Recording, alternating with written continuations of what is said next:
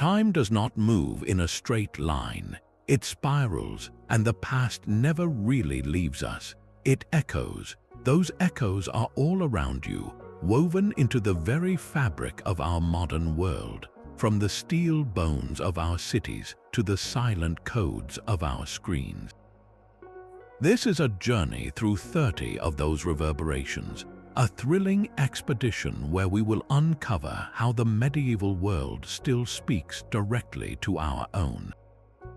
You will see how a plague doctor's mask whispers to a modern hospital, how a merchant's guild shaped your career, and how a 500-year-old conspiracy theory still haunts the internet.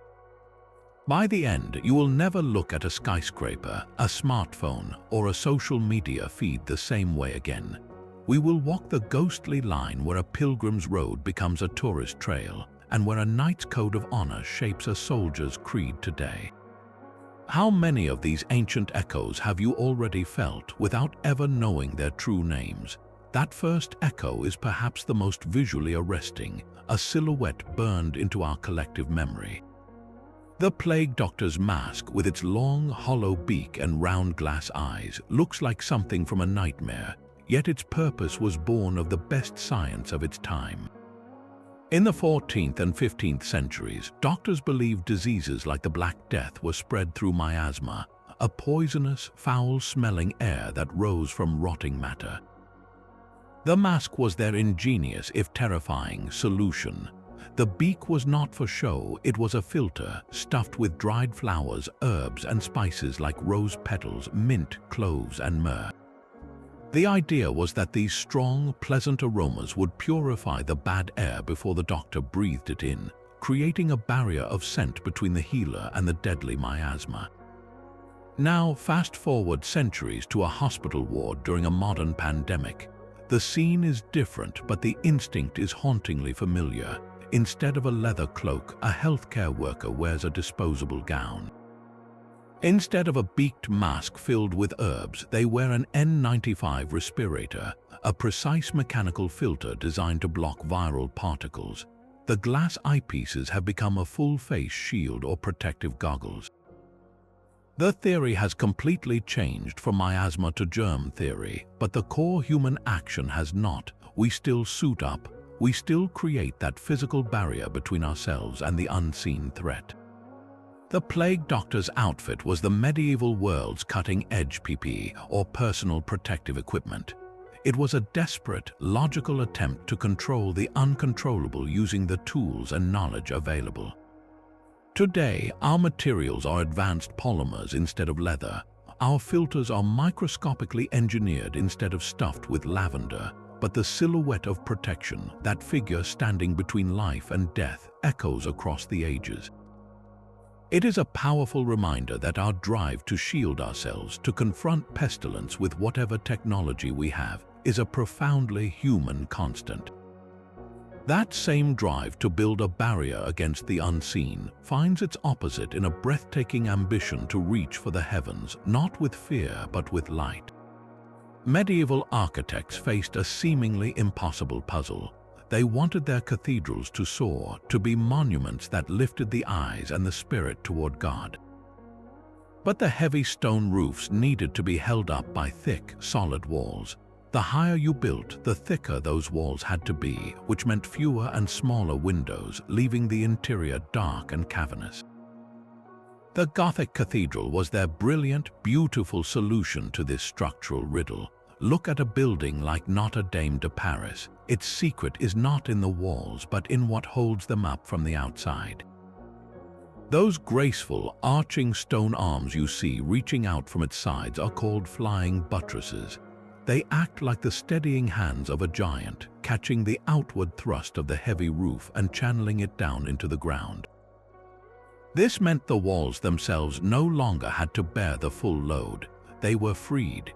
With this external stone skeleton doing the heavy lifting, the walls could become vast, delicate webs of stone tracery filled with stained glass. Inside, the ceiling was supported by a network of slender stone ribs called ribbed vaults, creating a skeletal structure overhead. The entire building became a cage of stone, a skeleton, and the spaces in between were filled with light. Now shift your gaze to the skyline of any modern city. The principle is exactly the same, only the material has changed. A skyscraper like the Empire State Building or the Burj Khalifa does not rely on thick walls of brick or stone to hold itself up. Instead, it has a hidden internal skeleton, a framework of steel beams and columns. This steel skeleton carries all the weight of the floors, the walls, and the people inside. Because the walls themselves bear no structural load, they can be made of almost anything, most often vast, uninterrupted sheets of glass. We call these glass curtain walls. The wall is no longer a support, it is merely a skin, a window. So a Gothic cathedral and a modern skyscraper are architectural cousins, separated by centuries but united by a single revolutionary idea. Move the strength to a framework, a skeleton, and you liberate the space inside. One used an external skeleton of stone to create a vessel for colored divine light. The other uses an internal skeleton of steel to create a vessel for human ambition and a view of the world. The echo is in the bones of the buildings themselves, a silent testament to the human desire to defy gravity and fill our spaces with light. But what do you do with all that light and space once you have built it? You fill it with information. In the year 1086, 2 decades after his conquest of England, William I, known as William the Conqueror, ordered a project of staggering ambition. He sent his officials to every shire, every village, every field in the kingdom. They were to record who owned the land, how many people lived on it, how many plows it had, how many mills, even how many pigs in the forest. No detail was too small. The result was a massive handwritten volume called the Domesday Book. The name itself is telling. Just as the biblical day of doom was a final, inescapable judgment, so too was this book. Its records were considered the ultimate authority, a verdict on land and wealth from which there was no appeal. This was not a storybook, it was a database. It was the medieval state's hard drive, a tool for one singular purpose, control. By knowing exactly what everyone had, the crown could tax them efficiently and enforce its power with precision. It turned the messy, living landscape of England into organized, actionable data. Now, leap forward nearly 1,000 years. When you search for a product online, when you like a social media post, when you use a loyalty card at the grocery store, you are contributing to a new Domesday survey. Modern corporations and governments are conducting a census of our digital lives, mapping our desires, our movements, and our relationships with a granularity William the Conqueror could never have dreamed of. We call this big data. The principle, however, is eerily familiar. Comprehensive information gathering translates directly into power. For William, it was the power to levy feudal dues and raise armies. For a modern company, it is the power to predict what you will buy next, to influence your vote, or to tailor the very information you see. The thirst to quantify, to categorize, and to control through knowledge is an ancient echo. In a beautiful twist of history, the original Domesday Book itself was digitally echoed. In 1986, exactly 900 years after the original, the British Broadcasting Corporation launched the BBC Domesday Project. They aimed to create a new multimedia survey of the United Kingdom, not on parchment but on laser discs. School children and communities contributed photographs and descriptions of their local areas, creating a digital snapshot of a nation. While the technology of the 1980s soon became obsolete, the project stands as a poignant reminder. Our urge to take a census of our world, to leave a record of who we are and what we have, is a constant thread from inked vellum to pixelated screens, forever binding the past's need for order with our present's hunger for information. That data, that immense power of collective knowledge, was useless without skilled hands to wield it. In the bustling towns of medieval Europe, the most powerful hands did not belong to kings or knights, but to organized groups of craftsmen. They were the guilds. If you wanted to be a master goldsmith, a stonemason, or a weaver, you did not simply hang a sign and open for business. you entered a rigid, hierarchical system designed to control every aspect of a trade. It began with a long apprenticeship, often 7 years, where a young person lived with a master, learning the secrets of the craft from the ground up. After proving their skill, they became a journeyman, traveling from town to town to work for different masters and hone their art. Only after creating a true masterpiece, judged worthy by the guild masters, could one become a master and open their own workshop. The guild's purpose was multifaceted. It set strict quality standards, ensuring a chair from the Carpenter's Guild would not collapse and cloth from the Weaver's Guild would not unravel. It regulated prices and wages to prevent cutthroat competition. Crucially, it provided a social safety net. If a master craftsman fell ill or died, the guild would support his family. It was a system of mutual protection and controlled excellence. Now, listen for the echo in today's workplaces. The structure of a medieval guild resonates powerfully in 2 modern institutions.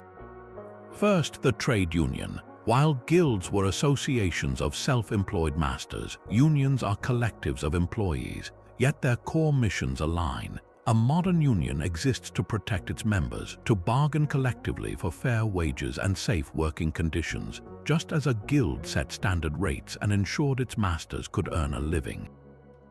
Both use collective power to counterbalance the influence of those who control the work, be it a feudal lord or a corporate board. The second, clearer echo is the professional association. Think of the American Medical Association, the Bar Association for lawyers, or institutes for engineers and architects. These are the direct descendants of the guild system. They control entry into the profession through licensing exams, the modern equivalent of the masterpiece. They mandate continuing education, much like a journeyman's travels to learn new techniques. They set ethical and quality standards, and they provide networking and mutual support for their members. The language itself survives. We still speak of a journalist earning their stripes or a craftsman being a master of their trade. The medieval guild was not a perfect system. It could be restrictive and monopolistic, but it answered a fundamental human need. It recognized that individuals within a trade are stronger together. That by organizing, they can preserve the integrity of their work, protect their economic well-being, and pass knowledge responsibly to the next generation.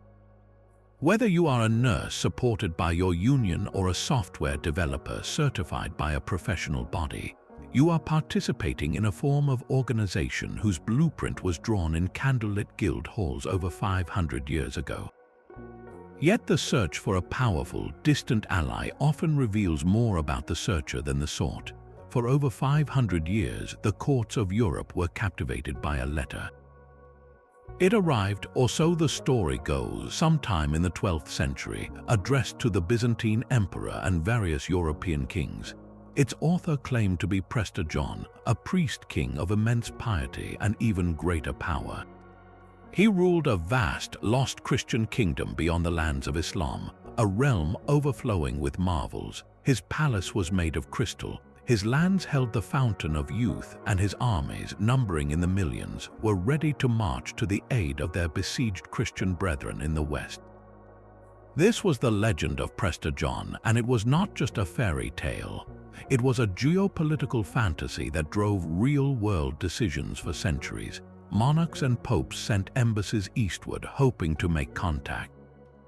Explorers like Portugal's Prince Henry the Navigator funded voyages down the African coast partly in hopes of finding Prester John's kingdom and encircling their Muslim rivals. The myth was flexible, its location shifting with the maps from Central Asia to India, and finally settling in the highlands of Ethiopia, a real Christian kingdom that Europeans then misinterpreted through the glittering lens of the legend. The power of this story lay in its perfect fulfillment of a deep psychological and strategic need. For a Europe that felt culturally and militarily pressured, Prester John was the perfect ally, a mirror that reflected their own desired identity back at them but with miraculous power. He was Christian, rich, virtuous, and hostile to their enemies. He was, in essence, a narrative weapon. Now, listen for that echo in today's diplomatic corridors and news cycles. The specific figure of a Christian king is gone, but the pattern of the geopolitical myth persists. It is the enduring belief in a monolithic, perfectly aligned ally waiting to be discovered in a complex region. Consider the decades-long search for a secular, democratic partner in the Middle East, a modern Prester John whose values and interests would seamlessly align with Western policy. Or the flip side, the construction of a monolithic adversary, a vast, unified empire of evil that simplifies a messy world of competing factions and motivations into a single, conquerable story. These narratives are powerful because they reduce anxiety and complexity. They provide a clear map for action, a righteous cause, and a promised resolution, just as the legend of Prester John gave medieval Europe a hopeful script for its struggles. The danger, then as now, is that the myth begins to shape reality. Diplomats might overlook the nuances of a real country, seeing only the reflection of the ally they wish to find. Strategies can be built on a foundation of story rather than stone-cold fact. The medieval quest for Prester John did lead to real exploration and new contacts, but it also led to profound misunderstandings and disappointments. Our modern geopolitical myths can do the same, driving policy toward imagined kingdoms, while the intricate, real world continues on its own stubborn path. The echo reminds us that the stories we tell about the world, especially those that soothe our fears or flatter our hopes, are among the most powerful forces in history. A shield was more than protection. It was a medieval knight's entire identity compressed into a single, brilliant image. In the chaos of a battlefield, obscured by helmet and armor, a knight was unrecognizable. The solution was heraldry, a sophisticated visual language born in the 12th century. Every element was a deliberate choice. The shield itself, or escutcheon, was the canvas. Its background colors, called tinctures, were limited and symbolic: gold for generosity, red for warrior strength, blue for loyalty. Upon this field went the charges, the central symbols. These were often animals, each with a specific meaning. A lion represented bravery and nobility. An eagle stood for leadership and far-sightedness. Even mythical beasts like the griffin, with the body of a lion and head of an eagle, combined traits to signal power and vigilance. Finally, a short, pithy motto, often in Latin or French, was added on a scroll beneath, declaring a family's guiding principle. This was not art for art's sake. It was a functional corporate identity package for the age of chivalry. It allowed for instant identification across a crowded, noisy field, broadcasting lineage, alliances, and personal valor at a glance. Now, look at the device in your hand or the billboard down the street. The echo is unmistakable. The medieval coat of arms is the direct ancestor of the modern corporate logo. The shield has become a simple, memorable shape, like Apple's bitten apple or Nike's swoosh. The tinctures are now a company's official color palette, carefully chosen by psychologists and marketers. Target's bold red for excitement and energy, Tiffany's robin's egg blue for exclusivity and calm. The heraldic charges have evolved into mascots and brand symbols. The brave lion that once roared on a knight's shield now represents strength and reliability for the Metro-Goldwyn, Mayer Film Studio, or the Peugeot Automobile Company. The eagle of leadership soars for the United States Postal Service. Even the motto survives perfectly intact as the corporate tagline. Just as a medieval family might declare, "I serve," or "Truth conquers all," a modern company tells you just do it or think different.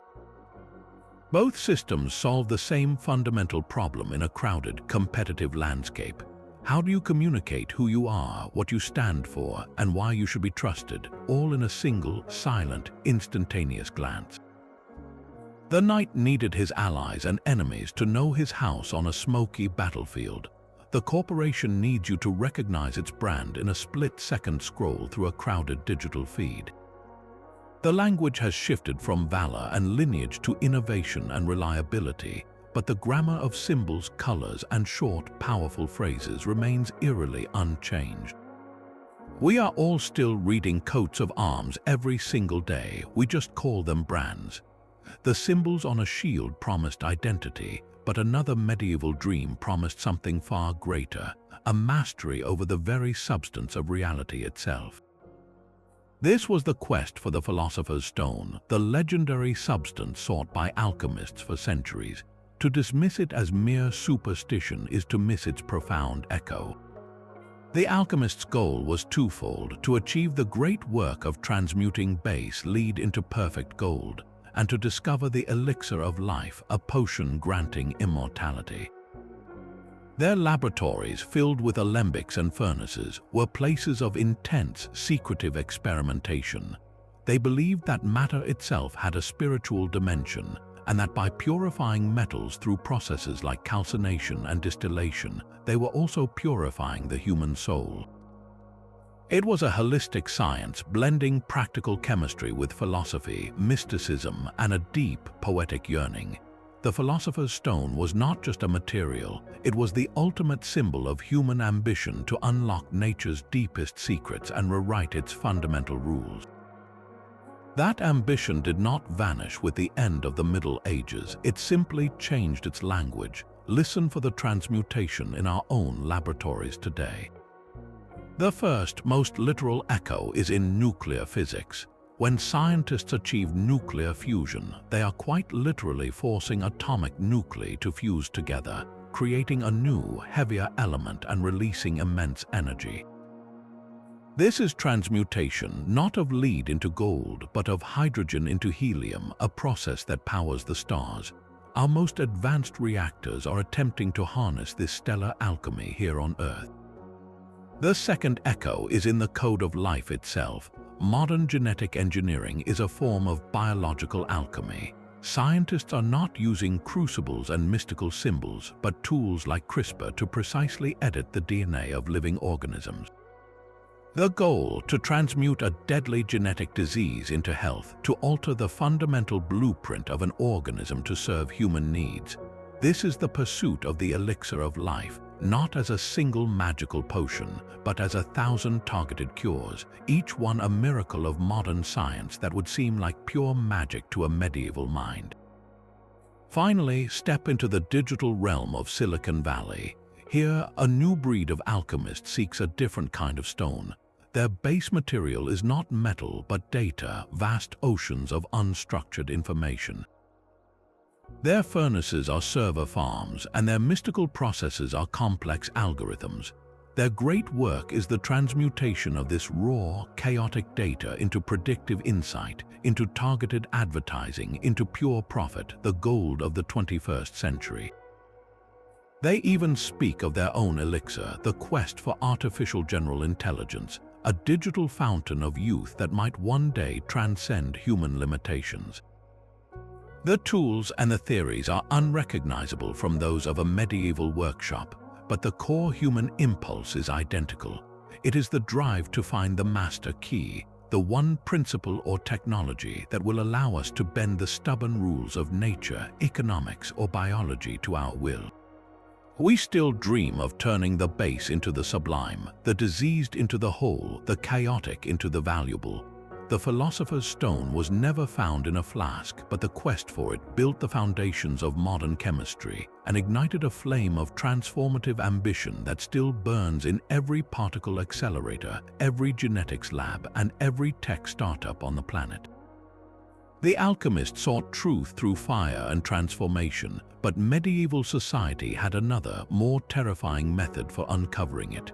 When evidence was scarce and doubt was high, they turned not to a jury of peers, but to a jury of one, God himself. This was trial by ordeal. Imagine a person accused of theft. Their fate would not be decided by testimony or investigation, but by a physical test. They might be forced to carry a red-hot iron bar for 9 paces, their hand then bandaged.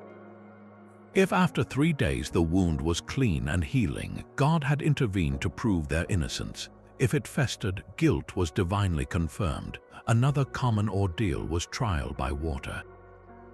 The accused would be bound and thrown into a pond or river. Water, seen as a pure element, was believed to reject the guilty. So if you floated, you were rejected by the water and thus guilty. If you sank, you were accepted by the pure element and innocent, though your rescuers had to act quickly to prevent a different kind of verdict. This system fused the court of law with the court of public opinion and divine judgment into a single, brutal spectacle. Truth was not found through reason, but through a performative act of faith in a higher power's immediate intervention. The community watched, believed, and its judgment was instant and absolute. Now feel the heat of that ancient iron in the glow of your smartphone screen. The medieval ordeal has found its digital echo in what we now call trial by social media. An accusation surfaces online, perhaps in a viral post or a video. There is no judge, no formal rules of evidence, and certainly no 3-day waiting period. The court is convened instantly across platforms, and the divine intervention is replaced by the algorithm, which amplifies outrage and shapes narratives at lightning speed. The public, acting as both witness and jury, delivers its verdict through likes, shares, and comment section condemnations. Careers can be destroyed, reputations shattered, and lives upended long before any formal legal process or any attempt at a balanced defense can even begin. The parallel is stark. Both systems bypass slow, careful, procedural justice in favor of a swift, public, and emotionally satisfying conclusion. Both operate on a kind of faith. In the Middle Ages, it was faith that God would literally tip the scales. Today, it is faith in the viral narrative, a belief that the sheer volume of online outrage is itself proof of truth, that the crowd, like the water of the ordeal, cannot be wrong. This is the old mob justice wearing a new digital mask, driven by the same human impulses, a hunger for immediate certainty and a powerful desire to see moral order restored, visibly and decisively. The hot iron has been replaced by the hot take, and the sinking body by a sinking follow account, but the terrifying speed from accusation to ruin remains a haunting echo from a past we thought we had outgrown. The desire for a journey that changes you is a human constant. For the medieval pilgrim, the ultimate destination was often Santiago de Compostela in Spain, believed to hold the remains of the Apostle Saint James. The Camino de Santiago was not a single path but a network of them, flowing from all across Europe like rivers converging on a single sea. This was not a casual stroll. It was a months-long, arduous undertaking. The journey had a clear, deeply spiritual goal: the forgiveness of sins, the healing of an ailment, or the fulfillment of a sacred vow. But to make it possible, a whole infrastructure emerged. There were designated stopping points, monasteries and hostels called hospitales that offered simple food and a straw mat to sleep on. There were shrines and holy sites along the way where pilgrims would pause to pray. And at the end, after reaching the great cathedral, pilgrims would purchase a tangible proof of their accomplishment, a scallop shell badge to attach to their hat or cloak. This badge was the medieval version of a passport stamp, a universally recognized symbol that said, "I made it, I completed the journey." The entire structure of the pilgrimage, the route, the stops, the goal, and the souvenir, was designed to give a profound inner transformation, a clear physical pathway. Now consider your last major vacation. The echo is almost a perfect match. The modern tourist following a guidebook along the Amalfi Coast or trekking to Machu Picchu is walking a secular pilgrim's path. The spiritual goal has been replaced by other forms of meaning, personal growth, cultural education, or simply the thrill of checking a legendary site off a life list. The medieval hospitales are now carefully curated hotels and bed and breakfasts. The shrines are the must-see landmarks: the Louvre, the Grand Canyon, Angkor Wat. And the scallop shell badge, it is the refrigerator magnet, the t-shirt, the snow globe purchased in the gift shop. We still crave structured journeys with a clear narrative. We follow guided tours or meticulously planned itineraries that promise a transformative experience. We seek tangible proof of our passage, not for salvation, but for our social media feeds and our own memories, a physical token that anchors the experience in reality. The human need to travel with purpose, to follow a well-worn trail toward a destination that promises to leave us different than when we started, is an ancient rhythm. Whether the goal is a cathedral or a canyon, we are all pilgrims seeking our own Compostela and buying our own version of the shell to prove we found it. The pilgrim's shell was a fixed point on a map, but for a different kind of traveler, the map itself was the greatest mystery of all.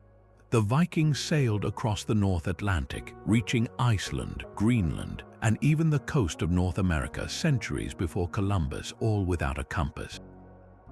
Under overcast skies or in the twilight of the midnight sun, when the horizon vanished into a uniform gray, how did they know which way to go? The sagas mention a magical tool called a solarstein, a sunstone.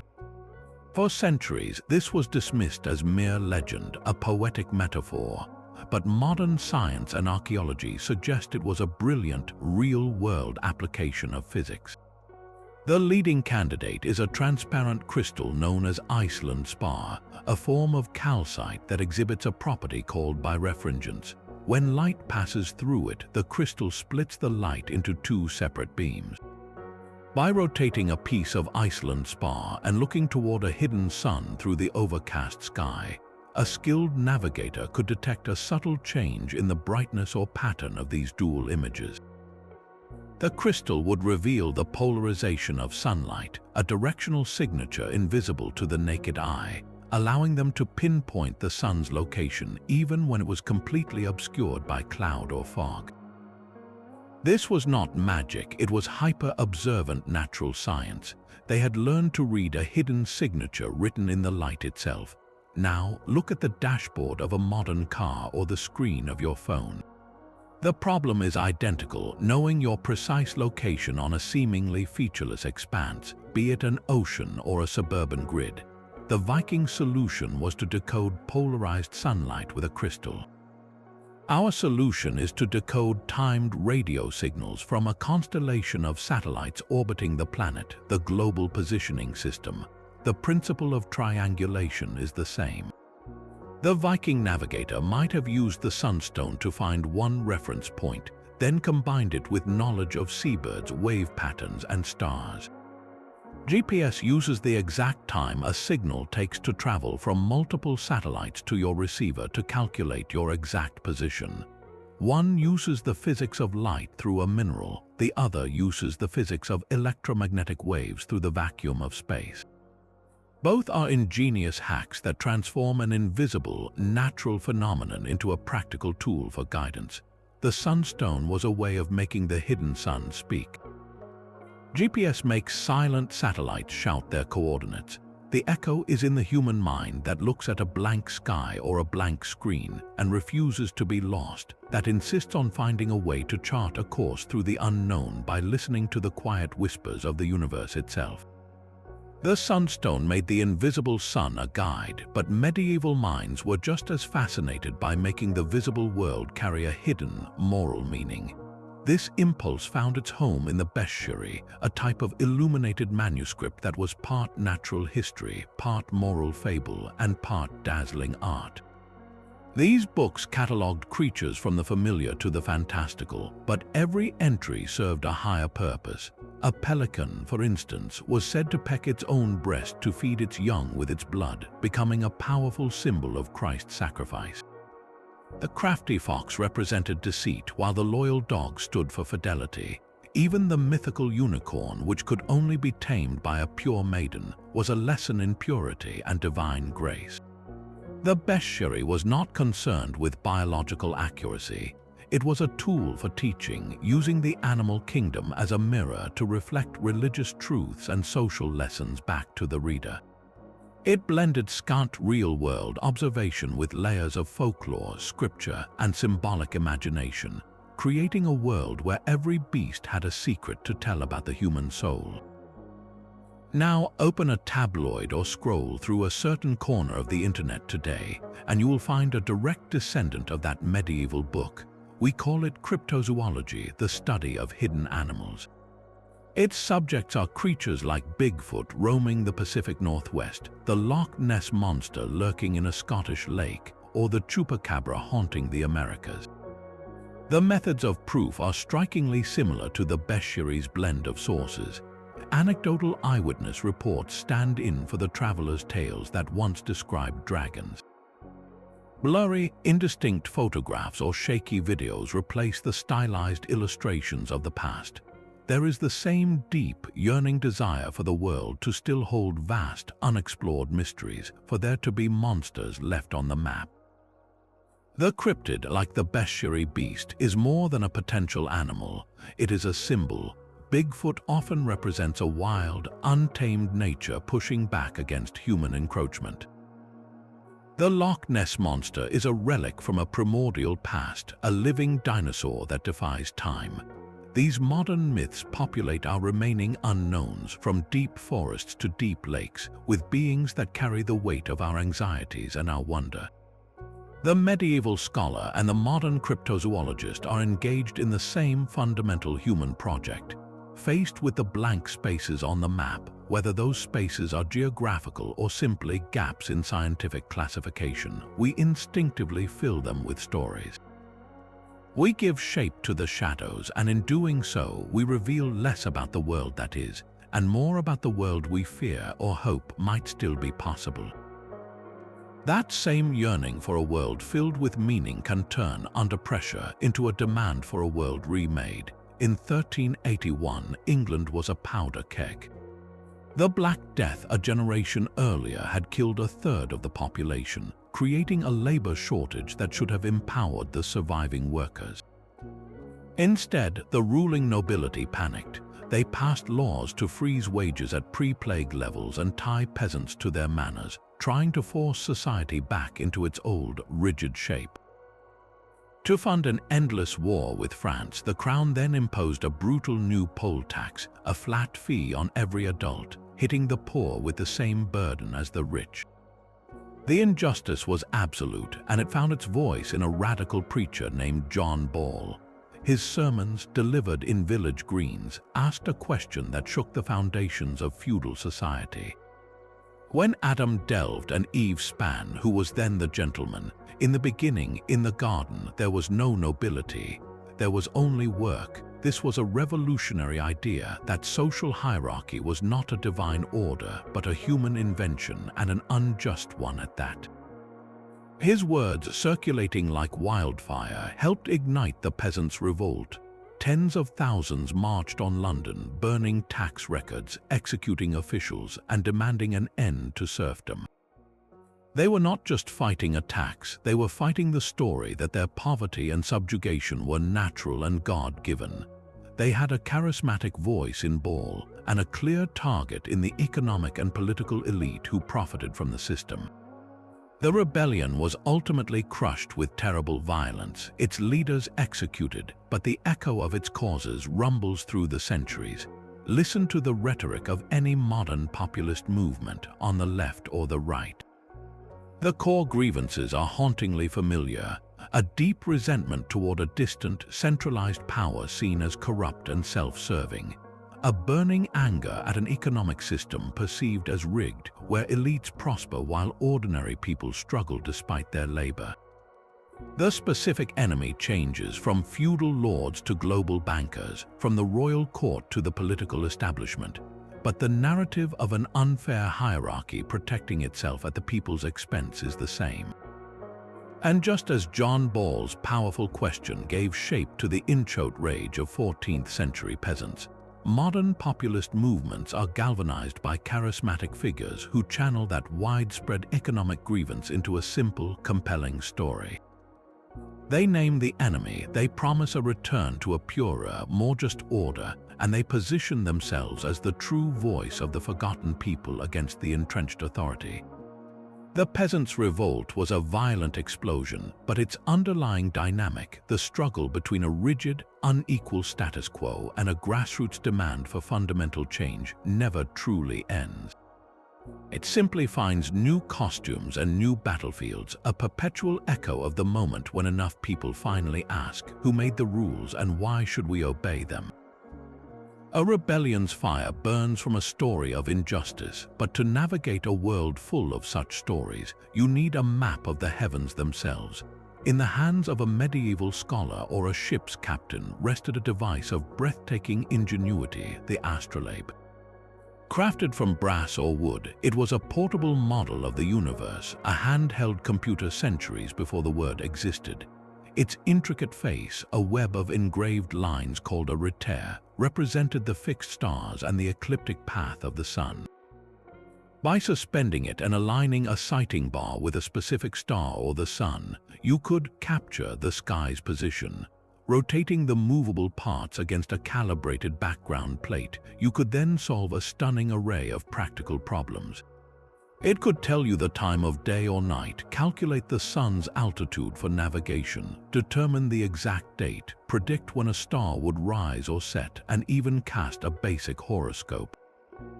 It was, in essence, a clock, a calendar, a GPS unit, and an astronomical calculator, all folded into one beautiful, intricate disk. The astrolabe did not just measure the cosmos, it brought its vast, intimidating mechanics down to a human scale, allowing a single person to hold a working model of the sky and ask it questions. Now, reach into your pocket. The object you pull out is the direct descendant of that brass disc. Your smartphone is the modern world's ultimate astrolabe. It performs every single one of those ancient functions and 1,000 more with a tap. The clock and calendar apps are self-evident. Open a star map application like Skyview or Starwalk. Point your phone at the night sky, and the screen overlays the names of stars, planets, and constellations exactly where they are. The digital reter come to life. Your navigation apps use satellite signals instead of stellar alignments, but the purpose is identical: to determine your precise location on the Earth by calculating your position relative to celestial bodies, whether they are stars or man-made satellites. The astrolabe was a tool for scholars, navigators, and the curious, collapsing the immense distance between human questions and cosmic answers. Your smartphone does the same, modeling not just the sky, but the entire world's information and placing it in the palm of your hand. Both devices represent a profound human triumph, the compression of a vast, complex system into a portable interface designed for immediate, practical use. The medieval user turned brass rings to find their place under the stars. You swipe a glass screen to find a restaurant or identify a planet. The echo is in the gesture itself, the act of consulting a pocket-sized universe to find your way. That handheld model of the universe offered guidance, but it could not satisfy a deeper, more tactile hunger. Across the medieval world, the most powerful objects were not tools but fragments.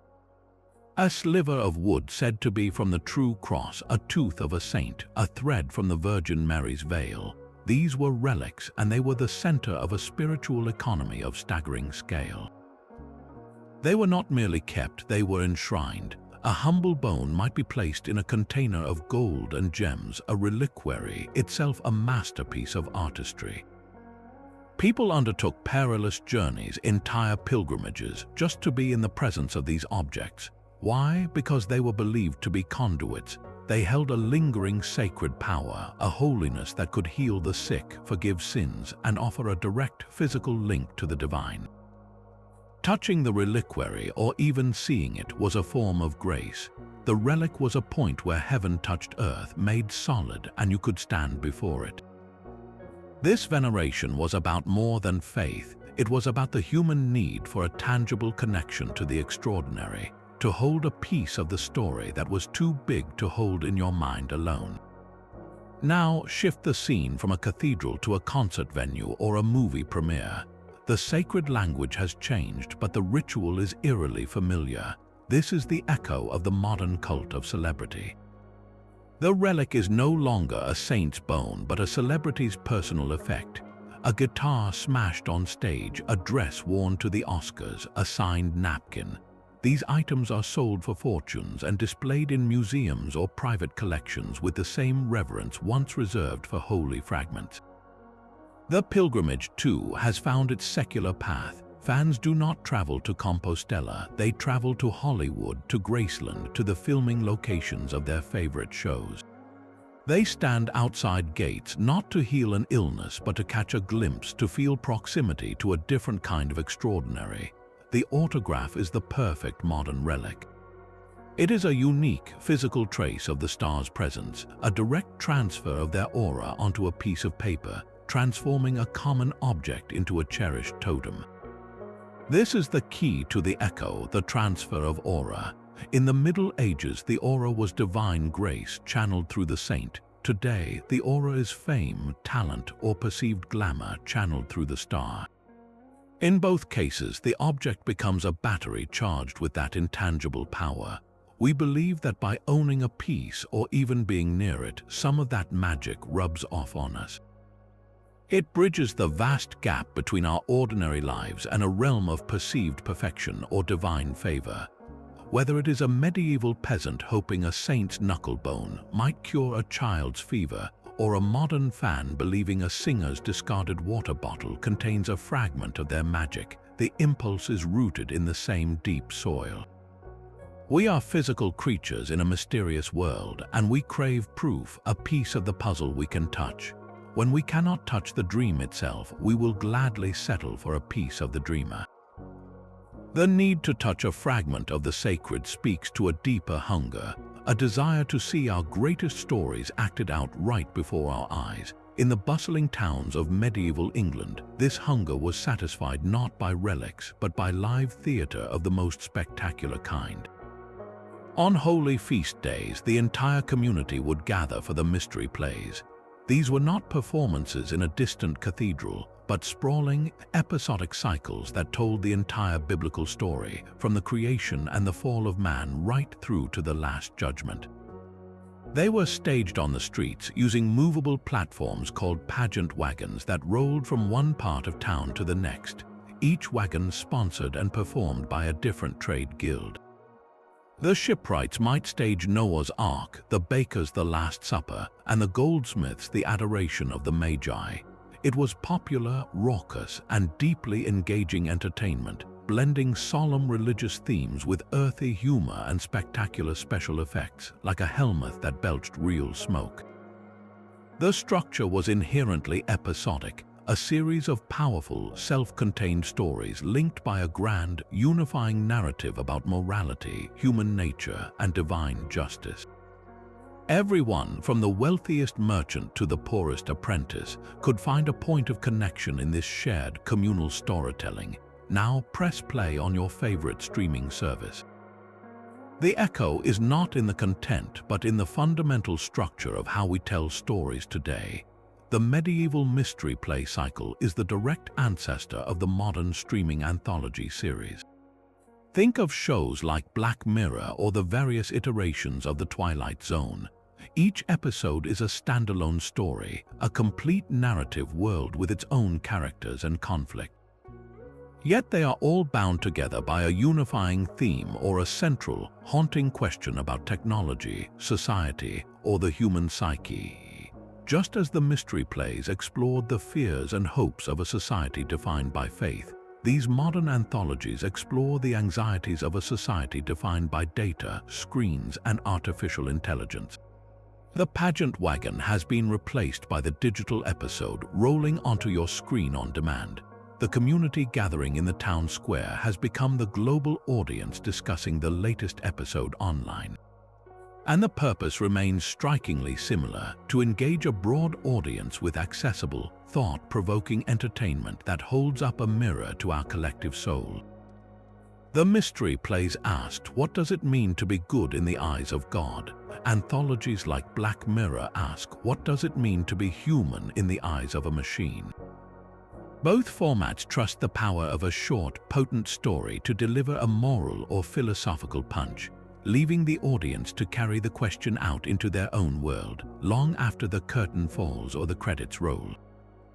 The stories on the stage showed a path to salvation, but high on the church walls, another kind of story promised only terror for those who strayed. In countless medieval parish churches, above the altar or spanning the chancel arch, you would find the doom painting. This was not a gentle biblical scene.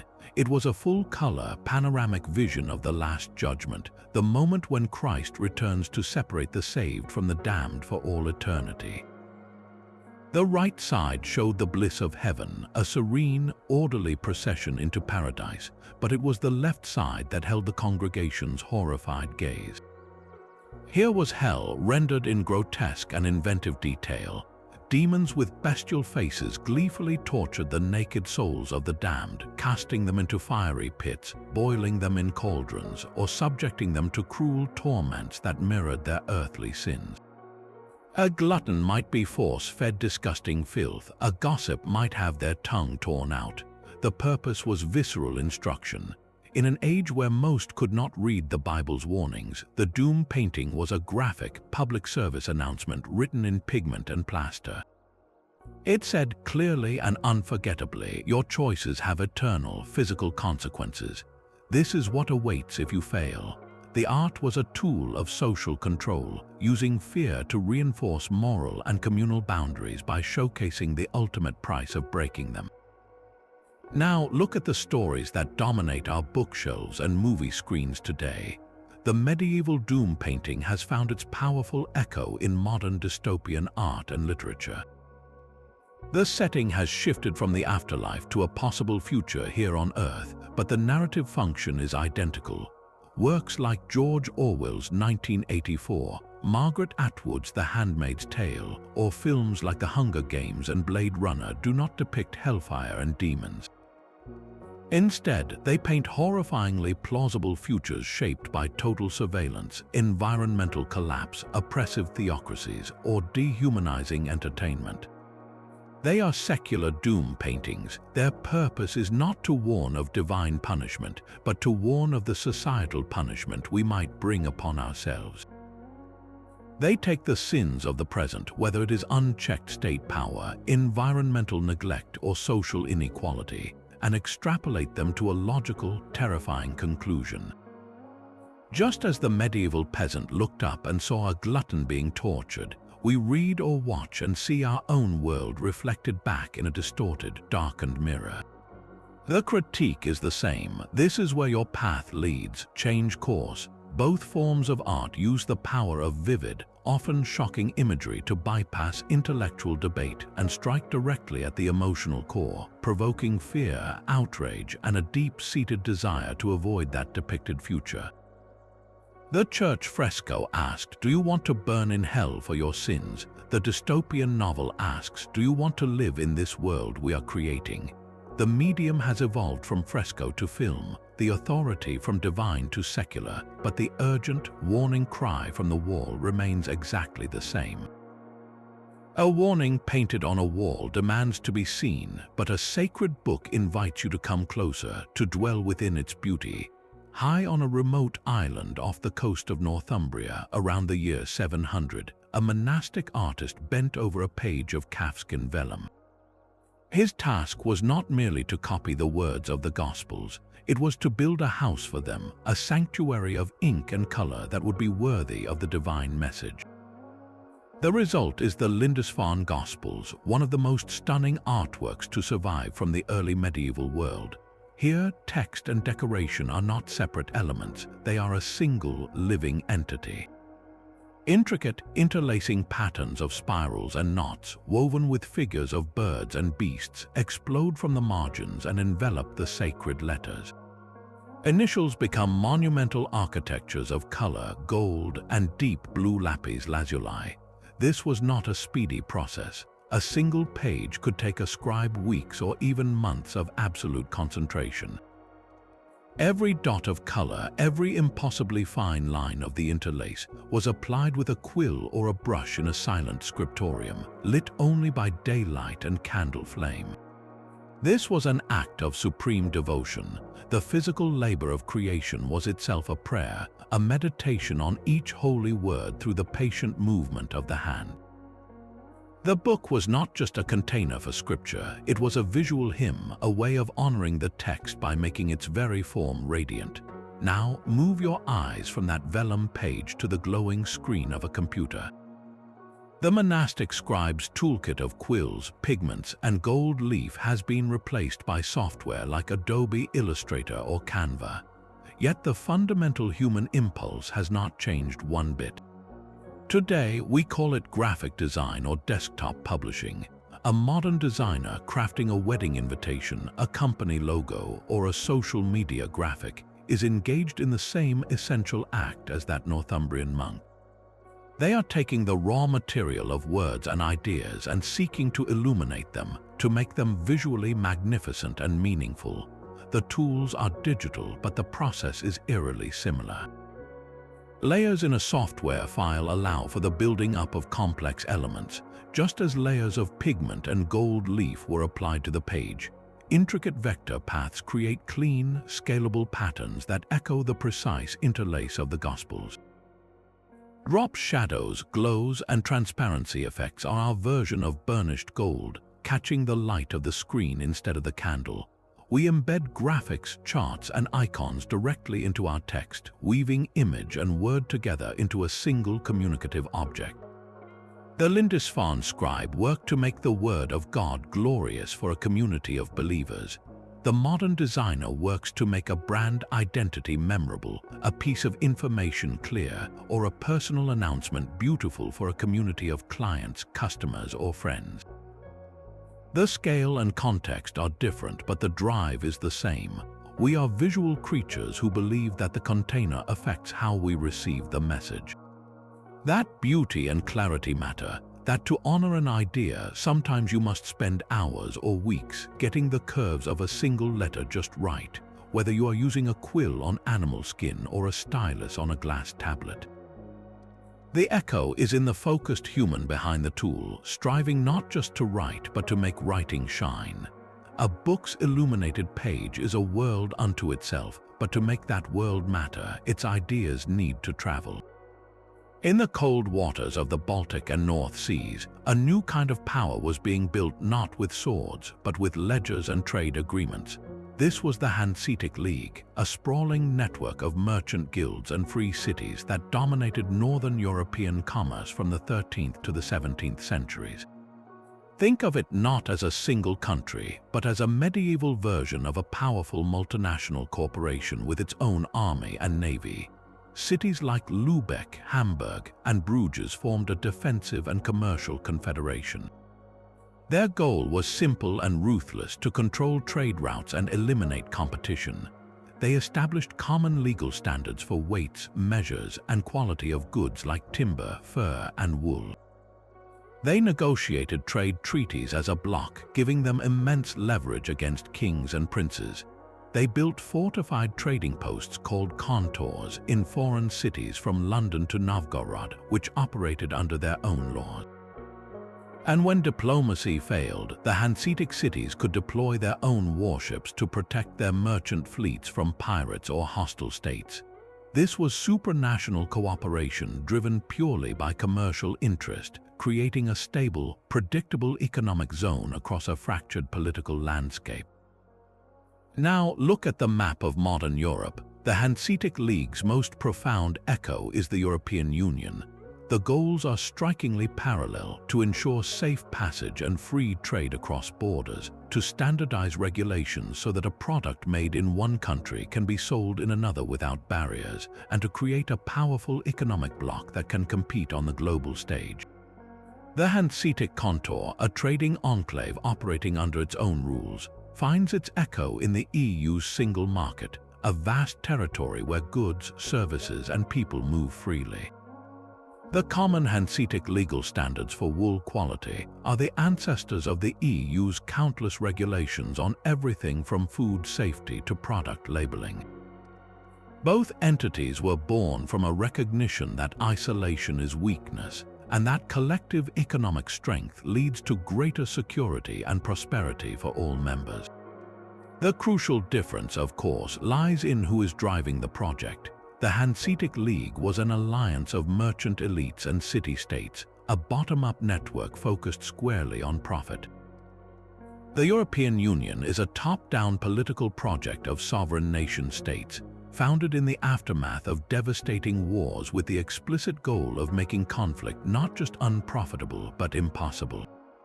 One was a merchants' club, the other a peace project, yet the underlying logic echoes through the centuries. Cooperation across old divides creates stability, and stability is the best foundation for wealth.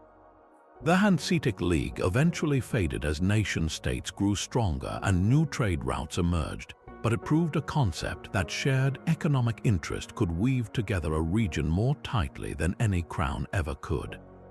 Today, that same weaving continues on a continental scale, a testament to the enduring idea that our fortunes are often best secured not behind walls but across open bridges.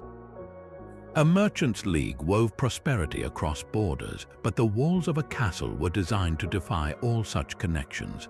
Medieval siege warfare was a slow, grinding science of isolation and pressure. An attacking force would first surround a fortress, establishing a tight blockade to cut off all supply lines, starving the defenders of food, information, and hope. If patience and starvation failed, sappers would begin the dangerous work of tunneling beneath the mighty walls to collapse their foundations. Meanwhile, massive engines like the trebuchet would launch a relentless barrage. Its purpose was twofold: to physically breach the stone and to psychologically batter those inside with a constant, thunderous reminder of their peril. The principles were clear: attrition, breach, and demoralization. Now transpose this entire theater of war to the digital landscape. The castle is no longer made of stone but of code and servers. The siege is cyber. The first tactic, the blockade, finds its perfect modern echo in a distributed denial of service attack. Instead of soldiers encircling walls, a hacker commands a botnet, a vast army of compromised computers, to flood a target website or online service with so much bogus traffic that legitimate users cannot get through. The digital gates are choked shut, isolating the target from its customers, its revenue, and its function, a perfect virtual starvation. Next, the sapper's tunnel. Today, this is the exploitation of a software vulnerability. Attackers probe the digital walls not with picks but with lines of malicious code, searching for a hidden flaw, an unpatched weakness in the system's foundations. When they find it, they tunnel in, not to collapse stone but to plant malware, steal data, or establish a hidden backdoor deep within the castle keep. Finally, the trebuchet's terrifying barrage. Its modern equivalent is not a physical projectile but a psychological one, the disinformation campaign launched across social media. Its goal is identical: to demoralize and confuse the defenders, to shatter trust and unity from within. A coordinated flood of fake news, deepfakes, and toxic commentary can batter a company's reputation, sway public opinion during an election, or turn a community against itself, all without a single stone ever leaving its sling. The armor and weapons have changed beyond recognition, but the core playbook of the siege commander has not. Isolate the target, find its weakest point, and hammer the morale of those inside until the will to resist crumbles. We are still laying siege to one another, only now the moats are firewalls and the trebuchets are algorithms. The walls of a digital siege are built from data, but to make sense of that data, we first need a picture of the world. In the cathedral city of Hereford, England, a single piece of calfskin offers that picture from the year 1300. It is the Mappa Mundi, a map of the world that looks utterly alien to modern eyes. Jerusalem sits at the exact center, a perfect circle. East is at the top where the Garden of Eden is depicted. The known continents of Europe, Africa, and Asia sprawl outward, but they are crowded not just with cities and mountains, but with a breathtaking array of biblical scenes, mythical beasts, and strange races of men said to live at the edges of the earth. You can find Noah's Ark resting on a mountain, the Tower of Babel under construction, and a griffin guarding its gold. This was not a tool for sailors. You could not use it to chart a course from London to Rome. The Mappa Mundi was something far more powerful, a map of meaning. It was a theological and ideological document designed to show a Christian viewer their place in a universe ordered by God, with sacred history and spiritual truth as the central coordinates. The geography was secondary to the story it told about creation, salvation, and the wonders of a divine plan. Unknown territories were not left blank. They were filled with the monsters and marvels described by ancient texts and travelers' tales, reflecting the fears and fascinations of the age. This map did not describe the world as it was, it described the world as it was believed to be. Now close your eyes and picture your own mental map of the globe. Not the accurate satellite-imaged version, but the one you carry in your head, shaped long before you ever opened an atlas. For many in the Western world, that mental map subtly centers on Europe or North America. Our here feels like the default, the normal place from which other places are measured. The further a region is from our personal center, the blurrier it becomes, and just like the medieval cartographer, we fill those blurry spaces not with facts but with assumptions.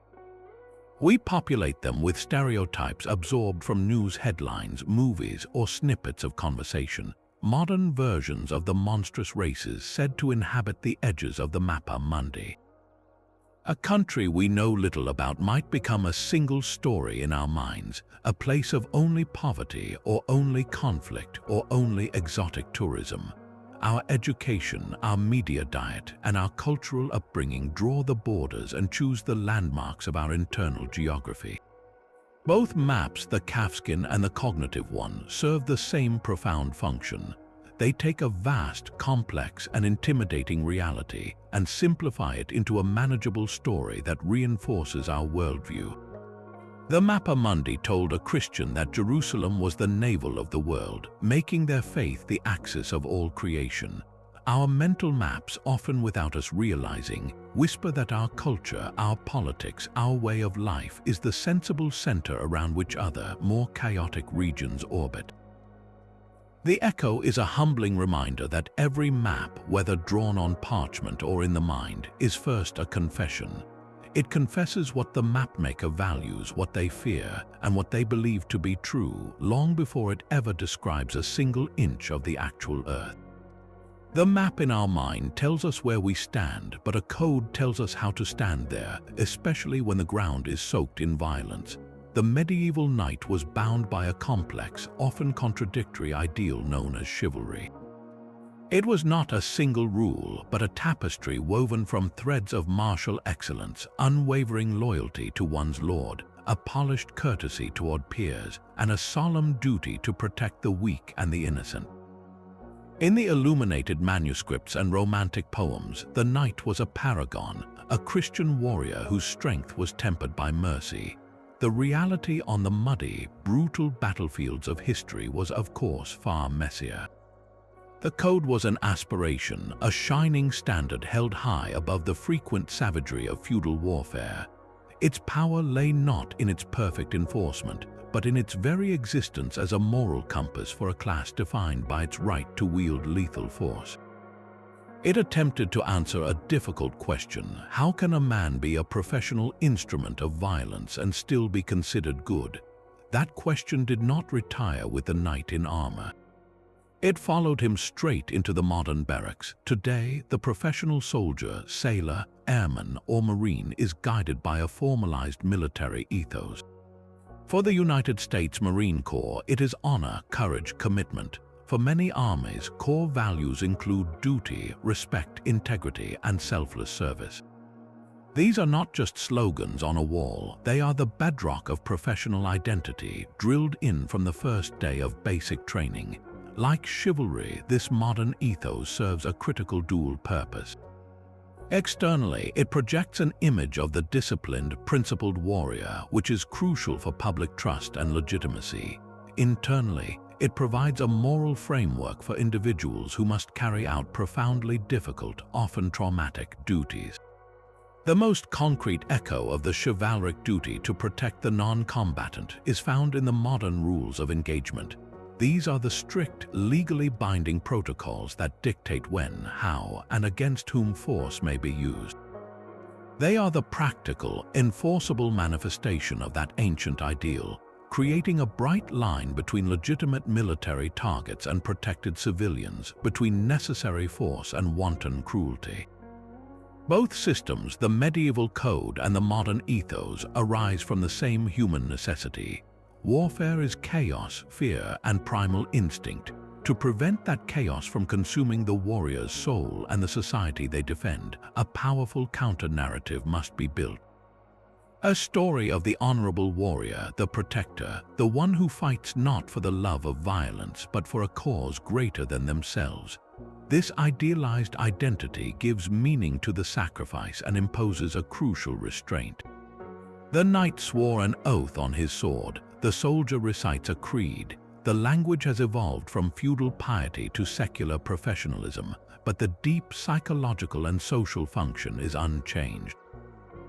It is an attempt to build a wall of principle against the flood of chaos, to give a man or woman in the most morally ambiguous circumstances a fixed star by which to navigate.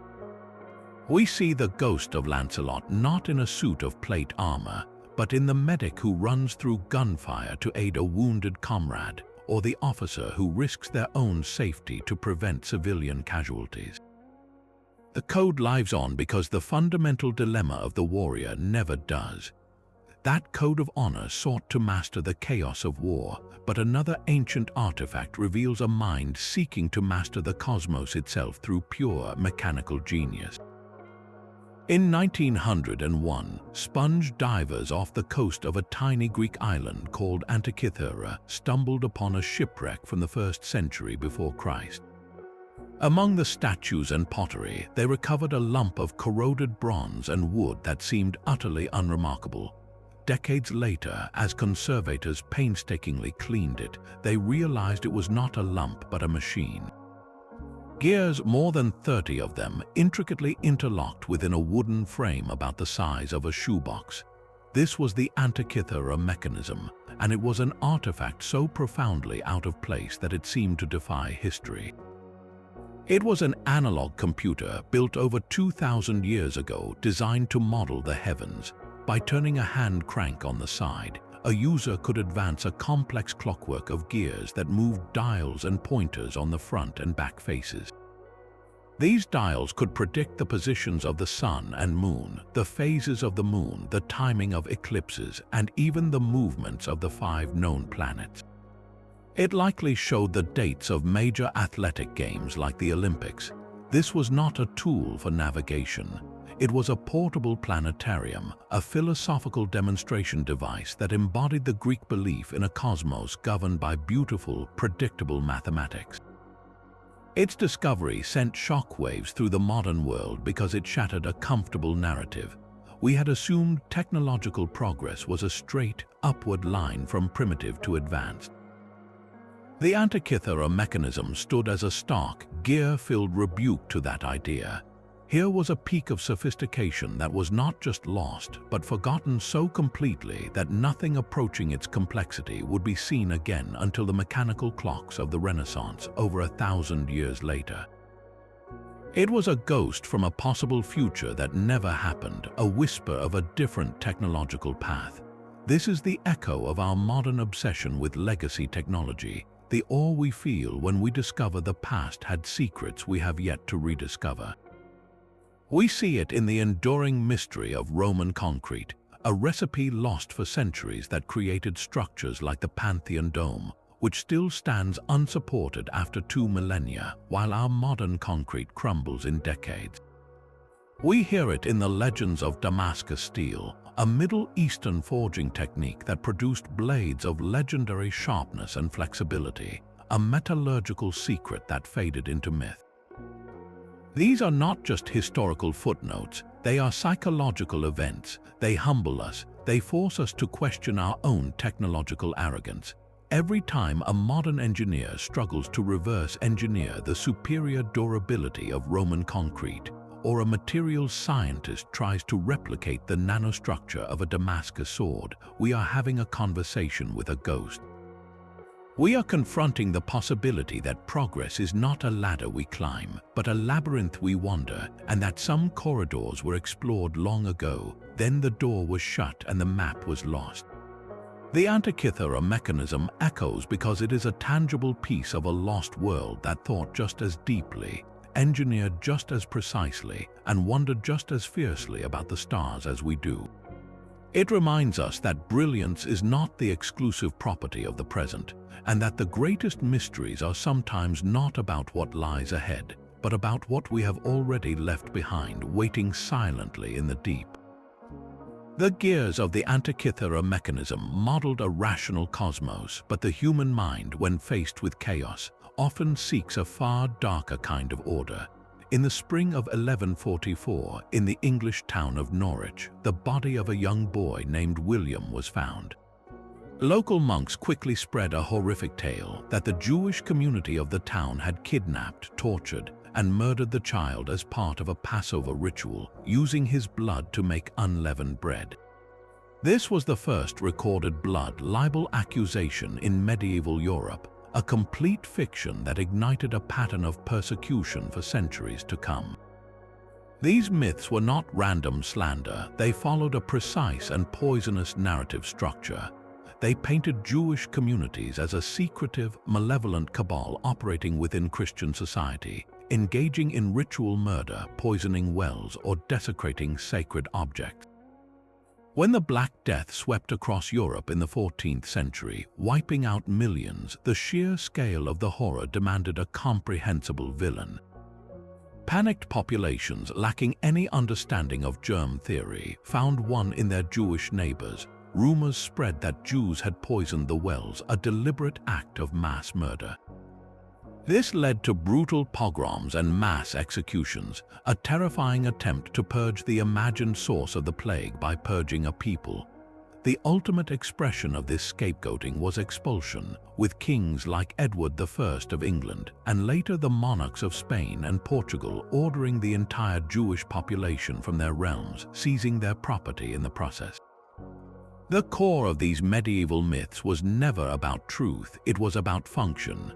They served a psychological and social purpose, offering a simple, sinister explanation for incomprehensible suffering, whether it was the death of a single child or the mortality of a continent. They redirected public fear and economic frustration onto a visible, vulnerable minority, consolidating power for the rulers who permitted or encouraged the violence. Now, listen to the structure of a modern conspiracy theory, from the sprawling digital lore of QAnon to enduring anti-Semitic tropes about global control. The narrative architecture is identical. A hidden, powerful group, often vaguely defined as the deep state, globalists, or a cabal of elites, is alleged to be working in secret against the common good. They are blamed for societal ills, from economic hardship and political division to pandemics and cultural change. Just as the blood libel provided a grotesque but simple story for a child's death, modern conspiracy theories provide a single, sinister cause for complex, systemic problems like inequality or a novel virus. The medieval accusation of well poisoning finds its direct echo in modern claims that pandemics are deliberately engineered or that vaccines are a tool for control. The expulsion of entire communities finds a parallel in the conspiracy-driven call to purge institutions of these imagined infiltrators. The echo is not in the specific target, though anti-Semitism itself persists tragically, but in the deep, recurring narrative pattern. When the world feels unstable, frightening, or unfair, the human psyche can recoil from complexity, accepting that a plague is a blind force of nature or that societal decay has 100 intertwined causes is profoundly unsettling. It is far more satisfying in a dark way to believe that your pain is the result of a deliberate plot by a recognizable enemy. This gives the chaos a name, a face, and most dangerously, a solution. If the problem is a cabal, then the answer is exposure and eradication. This narrative shortcut bypasses difficult thought, hard evidence, and nuanced understanding, offering the cold comfort of certainty and a target for rage.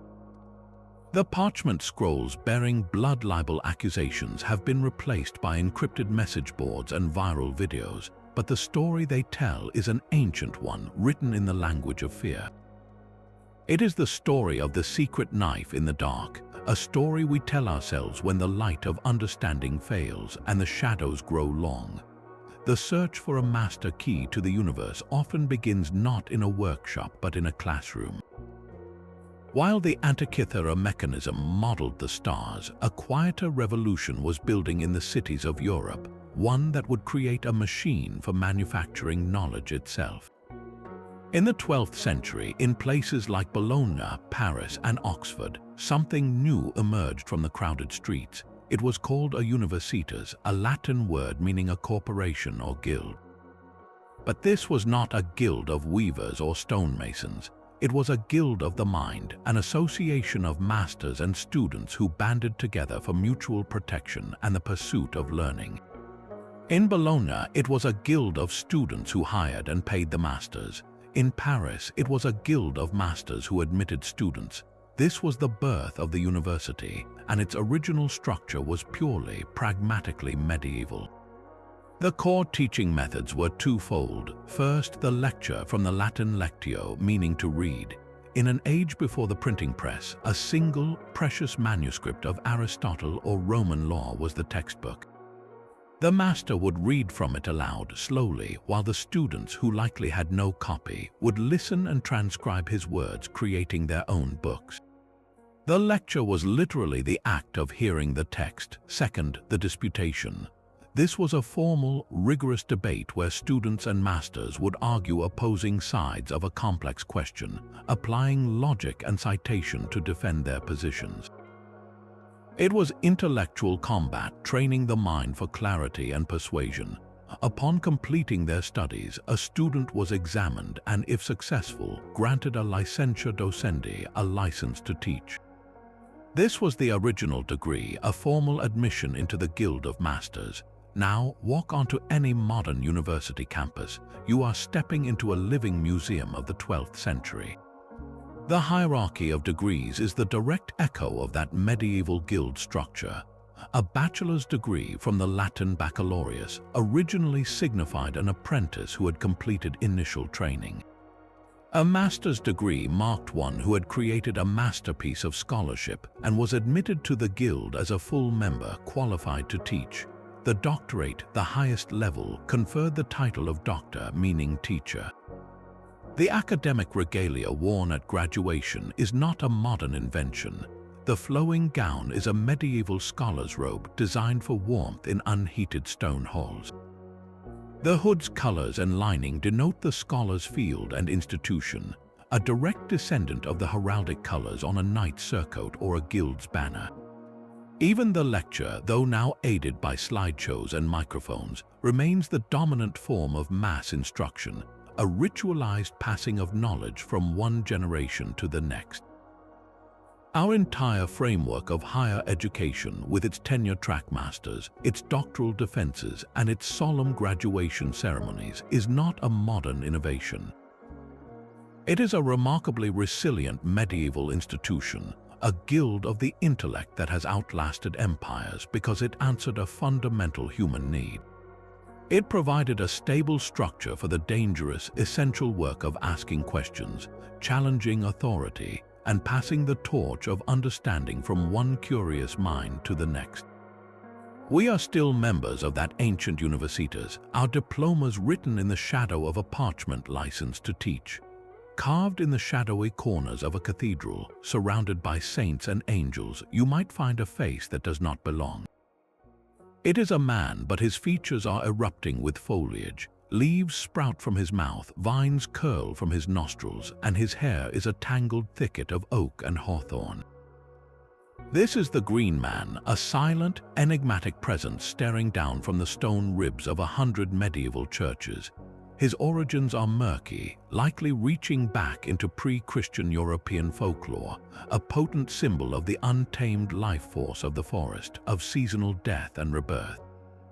Yet here he is, woven into the very fabric of Christian sacred architecture, The Church, in its pragmatic wisdom, often absorbed older, powerful local symbols, baptizing them into a new context. The Green Man was not destroyed, he was given a new home. His wild, vegetative energy could be reinterpreted as a symbol of God's creation, the divine life that pulses through all living things, or even a reminder of the resurrection itself, life springing miraculously from death. He became a stone-bound paradox, a pagan spirit of nature dwelling peacefully in the house of the Christian God, a testament to the way old beliefs are rarely erased, but rather layered over like moss on an ancient stone. For centuries, he slept in the stone, a curious artifact for architectural historians. Then the world changed. As the 20th century accelerated, with its smog and concrete and growing fear of ecological collapse, we needed a symbol. We needed an image that spoke not of dominion over nature, but of kinship with it. Our gaze returned to those stone faces in the churches. The Green Man awoke. He was adopted as a powerful icon by the modern environmental movement. Here was a pre-industrial, deeply European image that embodied the interconnectedness of all life, a face that was literally made of the forest. He resonated with the growing neo-pagan and earth-centered spiritualities that sought to reconnect with a more animistic, respectful relationship with the natural world.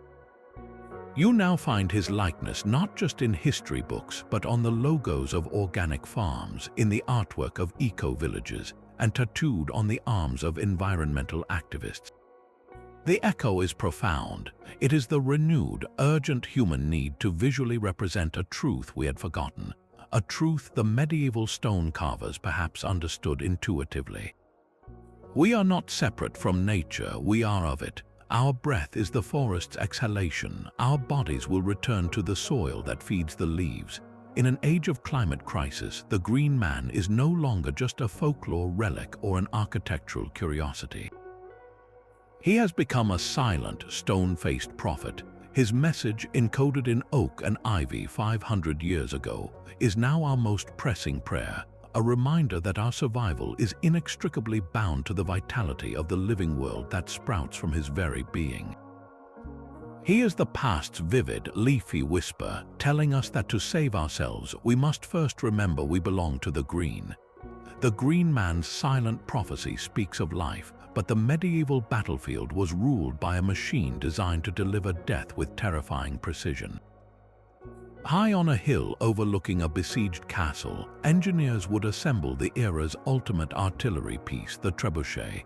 This was not a simple catapult. It was a masterpiece of leveraged physics, a brutal calculator built from timber and rope. Its power came not from the tension of twisted fibers, but from a massive counterweight, a box filled with tons of stone or earth, suspended at the short end of a giant pivoting beam. The long arm held a sling. To fire it, crews would winch the counterweight high into the air, storing potential energy. A projectile, often a carved stone ball, was placed in the sling. At the moment of release, the counterweight plunged downward. This force whipped the long arm upward in a violent arc, and at just the right point in its rotation, one end of the sling would release, hurling the stone toward its target. The genius was in the tuning. By adjusting the weight, the length of the sling, or the angle of the release pin, operators could change range and trajectory, launching projectiles in a high, arcing flight to crash down behind walls or smash them apart.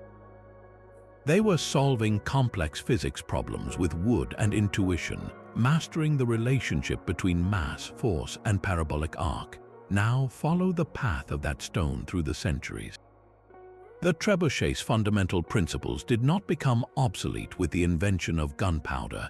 They were simply refined and miniaturized. The massive counterweight was replaced by the controlled explosion of gunpowder in a cannon barrel, which pushes a projectile along the same parabolic arc. The careful calculation of angle and force to hit a distant target is the ancient science of ballistics, and it governs everything from a field artillery shell to an intercontinental ballistic missile. The propulsion system evolved from gravity to chemical explosion to rocket thrust, but the core challenge remains identical.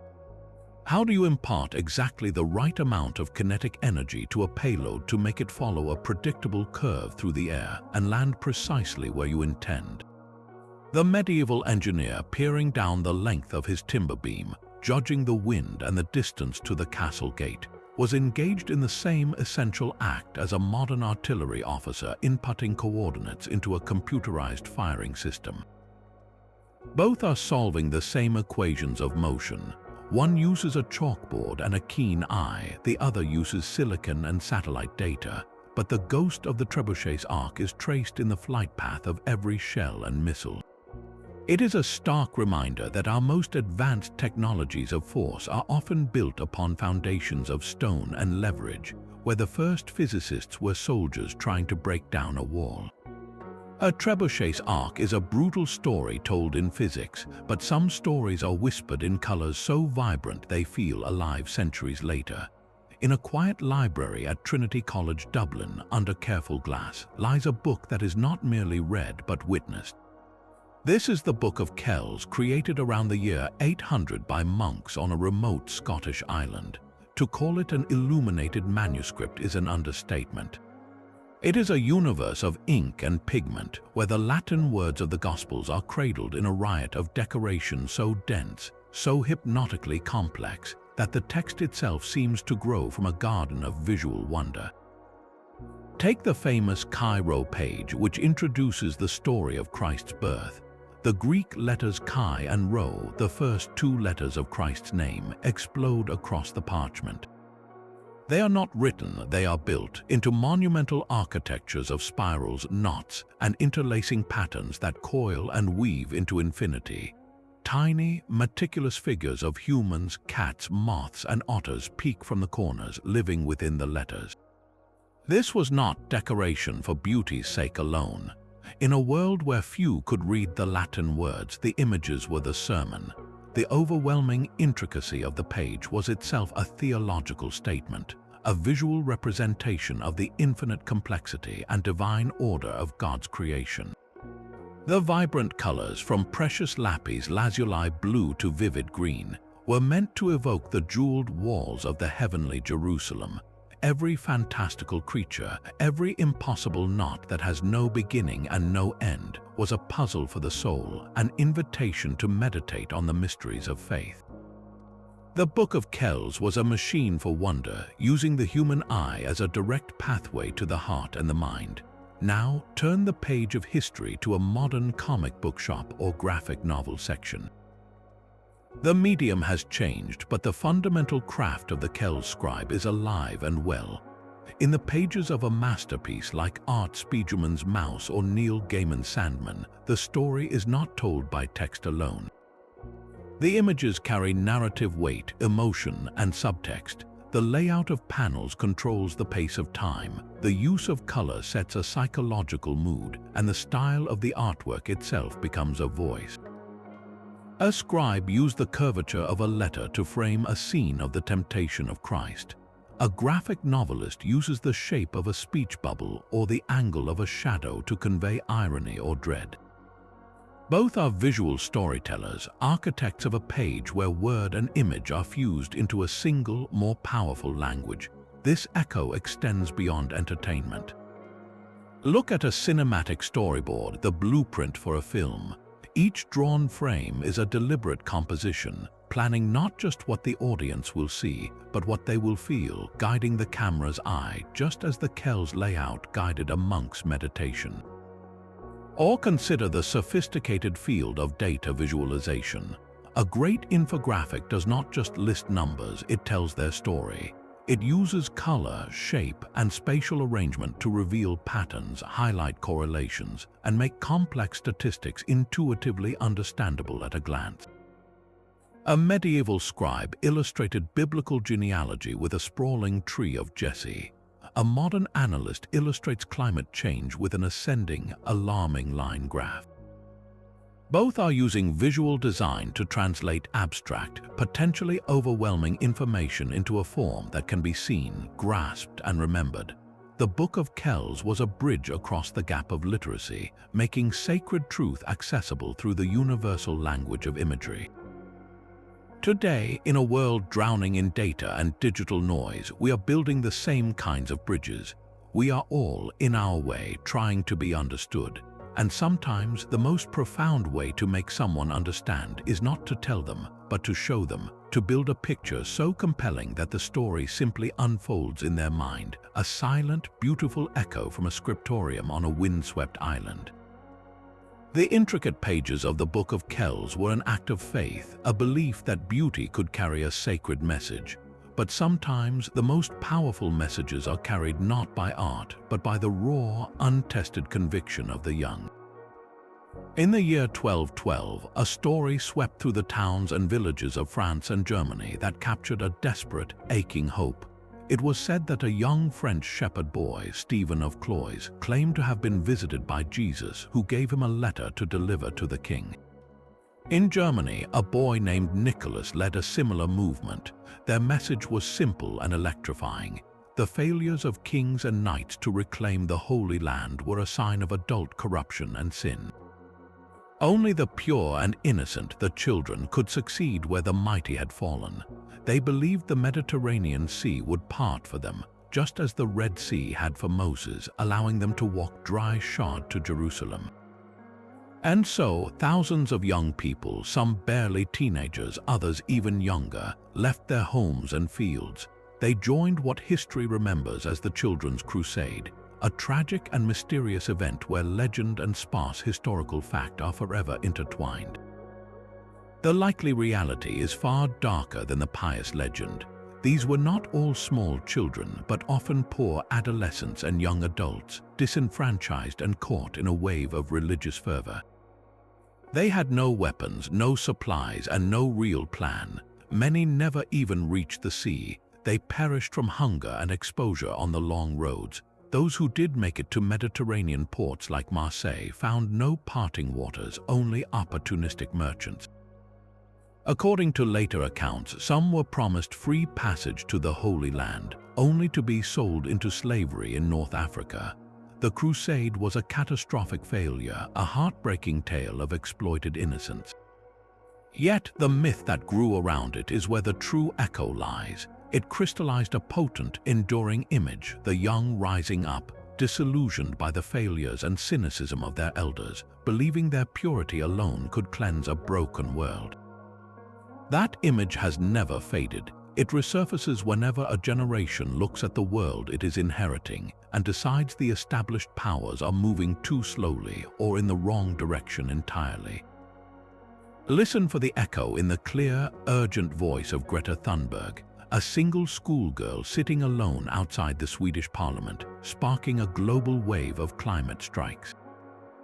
Her accusation mirrors that of the medieval children. You adults have failed us. Your politics, your compromises, your empty promises have brought us to the brink of catastrophe. Our future is being sold not for 30 pieces of silver, but for short-term profit. The movement she ignited is driven by that same youthful conviction, a moral clarity that cuts through the dense fog of economic and political debate. They are not armed with swords, but with science, and with the undeniable moral authority of those who must live with the consequences. Hear the echo again in the voices of the survivors of the Parkland school shooting in Florida, who channeled their grief and fury into the March for Our Lives movement, demanding action on gun control from a political system paralyzed by inaction. Like the children who believed the sea would part for them, they believed their righteous cause could move the immovable object of American gun politics. They confronted senators and leveraged their trauma into a potent political force, using the tools of their time, social media and viral video, instead of pilgrim staffs. The dynamic is identical: youthful idealism, forged in trauma or existential fear, marching directly into the fortress of entrenched power and shouting, "You have failed to protect us. Now we will try." This recurring theme is more than coincidence, it is a rhythm of history. Each generation's youth eventually confronts the legacy of the one before it. The specific crusade changes from reclaiming holy ground to reclaiming a stable climate or safe schools. The weapons change from faith to hashtags. But the heart of the story remains a profound and often painful dialogue between experience and idealism, between the complexity of governing and the simplicity of demanding what is right. The original Children's Crusade ended in tragedy, a cautionary tale about the vulnerability of idealism. But its echo reminds us that the world's most urgent calls for change often begin not in palaces or parliaments, but in the fierce, unjaded hearts of the young, who look at the walls adults have built and declare with terrifying purity that they must come down. The Children's Crusade was a desperate grasp for a better world, but for many in the Middle Ages, the world was not something to be saved, but something destined to end. A deep, thrumming belief in the imminent apocalypse was woven into the very fabric of medieval life. It was not a distant theological concept, it was a daily expectation, fueled by the relentless evidence of Scripture and suffering. The Book of Revelation provided the vivid script with its beasts and plagues, while current events seemed to be the opening acts.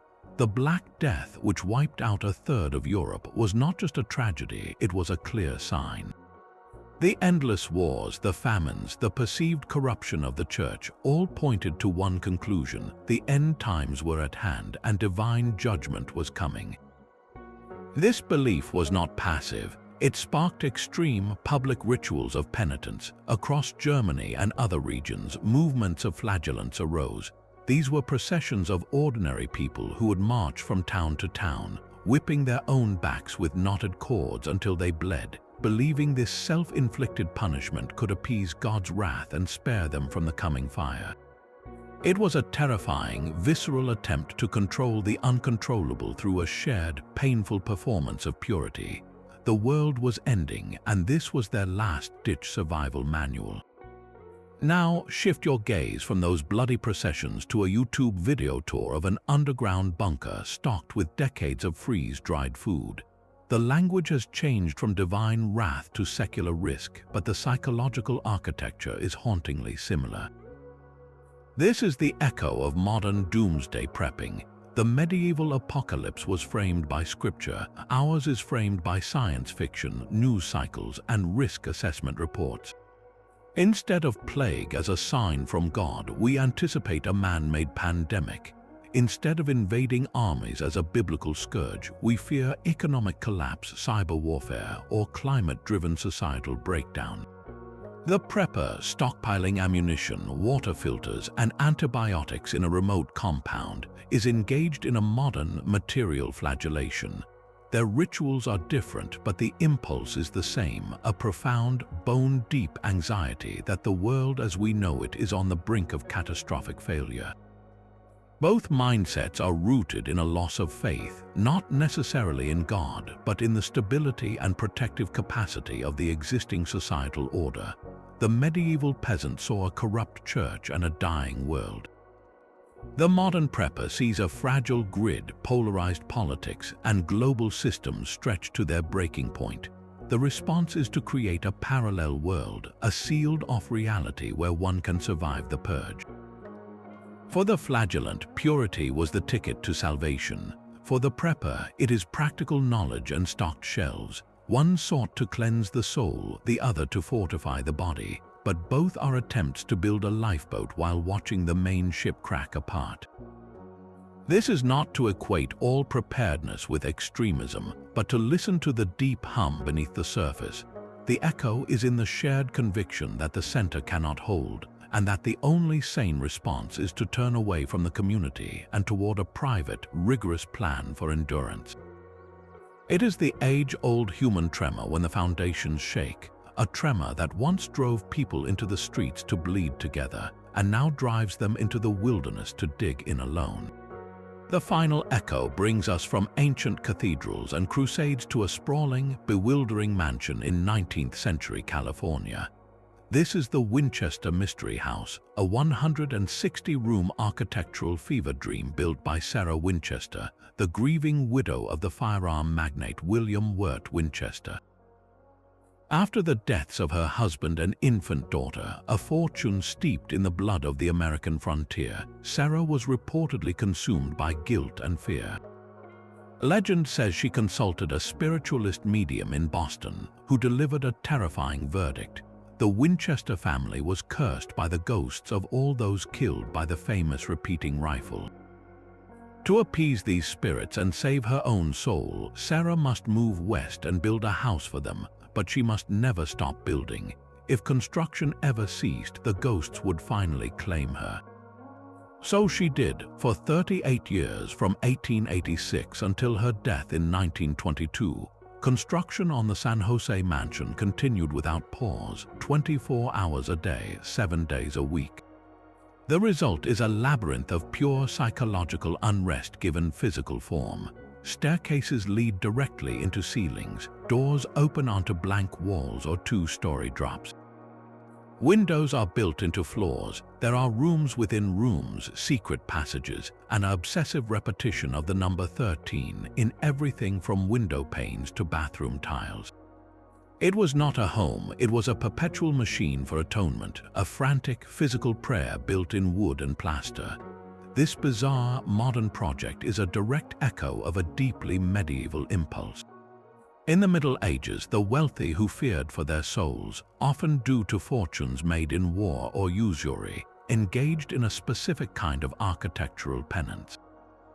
They built chantry chapels. These were small, additional chapels within a larger church, endowed with a permanent fund to pay priests to say daily masses in perpetuity for the benefactor's soul, to shorten its time suffering in purgatory. Building the chapel was the physical act, and the endless cycle of prayers within it was the spiritual labor, both working together to cleanse a spiritual debt. The architecture itself was a machine for salvation, a stone and glass engine designed to generate grace. Sarah Winchester's mansion is a secular, haunted world version of a chantry chapel. The rifle was the source of the fortune and the perceived sin. The endless construction was her mass, her perpetual labor to house and placate the restless dead instead of praying for their souls. The house, with its doors to nowhere and its sealed rooms, is a perfect architectural metaphor for purgatory itself, a confusing, in-between place where souls are trapped and where only specific, relentless actions can provide release. She was not employing priests but carpenters. She was not funding prayers but paying for endless additions. The medium's advice was a modern, spiritualist twist on the old doctrine, but the core belief was medieval to its bones, that you could build your way out of spiritual consequence, that physical labor and material creation could balance a moral ledger. And so we end our journey of 30 echoes not in a castle or a scriptorium, but in the dizzying hallways of a Victorian mansion, listening to the ghost of a hammer that never stopped swinging. It reminds us that the past never really leaves us. It simply finds new costumes. The plague doctor's fear becomes the surgeon's mask. The guild's protection becomes the union contract. The knight's code becomes the soldier's creed. The quest for the philosopher's stone becomes the race for a quantum computer. We are still navigating by unseen suns, still telling ourselves stories with monsters at the edges of our maps, still building structures, both physical and social, to shelter us from the chaos we feel gathering outside the walls. The medieval world was not a primitive prelude to our modern one. It was a different room in the same vast, endless house that humanity is forever building, repairing, and adding onto in strange and desperate ways. We live surrounded by its architecture, governed by its old blueprints, and haunted by its oldest fears and highest hopes. The past echoes because it was never truly finished. And in a house with stairs that lead to ceilings and doors that open onto nothing, perhaps that is the most fitting place of all to finally stop and listen. We have walked through 30 corridors of time, from the plague doctor's mask to the prepper's bunker, from the astrolabe in a scholar's hand to the smartphone in yours. Each one reveals the same breathtaking truth. The medieval world was not a dark age of superstition huddled between the lights of Rome and the Renaissance. It was an age of furious, brilliant becoming. It was the workshop where the very tools of our modernity were first forged, not in steel, but in stone, faith, ink, and desperate hope. The Gothic architects who skeletonized their cathedrals taught our engineers how to build skyscrapers. The guild masters who organized their trades wrote the first draft of our professional careers. The alchemists who dreamed of the philosopher's stone ignited the flame of transformation that now burns in our genetics labs and Silicon Valleys. Their fears of apocalypse still shape our dystopian stories and our survival plans. Their quest for a perfect, distant ally still shapes our geopolitics. We are not living in a world that has left the Middle Ages behind.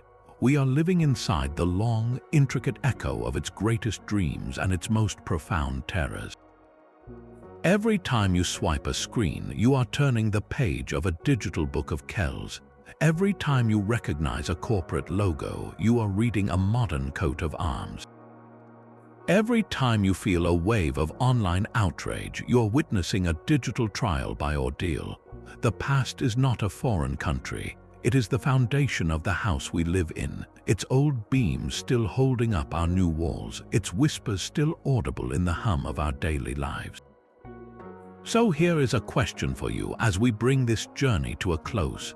What echo have you heard? What fragment of an older world have you noticed in your own routine, in your job, in the streets of your city, or in the stories you love? The conversation does not end here. Share your thoughts in the comments below. Let us see how many more echoes we can find together. If you enjoyed this voyage across the centuries, give this video a like. It tells the algorithm that stories like this matter. And if you want to join us for more expeditions into the mysterious corridors where history whispers to the present, be sure to subscribe. Until next time, keep listening. The past is speaking all around you. You just have to know